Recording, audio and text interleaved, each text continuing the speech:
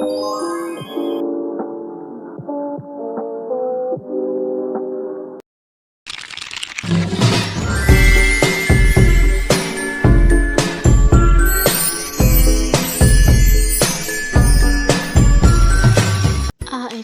pembangunan. Pengertian pembangunan ekonomi menurut Todaro ialah bagian dari ilmu ekonomi yang menelaah secara multidimensi perubahan struktur, sikap hidup, dan kelembagaan terkait dengan bahasan kemiskinan, distribusi pendapatan, pengangguran, dan pertumbuhan ekonomi.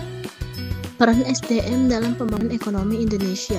Sumber energi manusia merupakan aset buat sesuatu negeri dalam proses pembangunan perekonomian.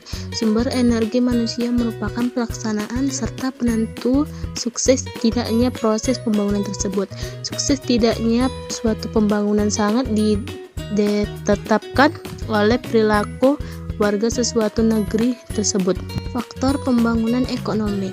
Pesatnya pembangunan ekonomi akan berdampak pada kemakmuran suatu negara, meskipun harus disadari bahwa kemakmuran memiliki konsekuensi munculnya jurang standar kehidupan antara masyarakat golongan kaya dan miskin.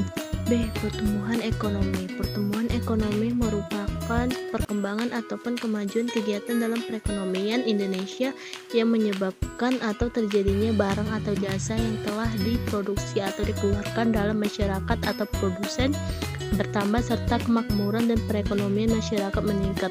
Dari berbagai teori pertumbuhan yang ada, yakni teori Harold-Domar, teori neoklasik, dan teori endogen oleh Romer, bahwasanya terdapat 3 faktor utama dalam mendorong pertumbuhan ekonomi, yaitu pertama, akumulasi modal, yang kedua, pertumbuhan penduduk, yang ketiga, kemajuan teknologi. Ciri-ciri pertumbuhan ekonomi yaitu 1. Laju pertumbuhan penduduk dan produk per kapita. Kedua, peningkatan produktivitas. Yang ketiga, laju perubahan struktural yang tinggi. Yang keempat, urbanisasi. Yang kelima, ekspansi negara maju. Yang keenam, arus barang, modal, dan orang antar bangsa. Pengaruh pengangguran terhadap pertumbuhan ekonomi. Jika pengangguran naik jumlahnya, maka pertumbuhan ekonomi juga akan mengalami kenaikan. Hasil ini dapat dijelaskan oleh teori Schumpeter, bahwasanya seorang wirausaha akan terus berinovasi dalam mengembangkan usahanya. Pertumbuhan ekonomi yang berpengaruh tidak signifikan terhadap penyerapan tenaga kerja disebabkan oleh 1. Pertumbuhan ekonomi tidak berkualitas. 2. Pertumbuhan ekonomi yang terjadi bukan didukung oleh investasi. 3. Sebagian besar penyerapan tenaga kerja adalah pada sektor primer dengan produktivitas yang rendah.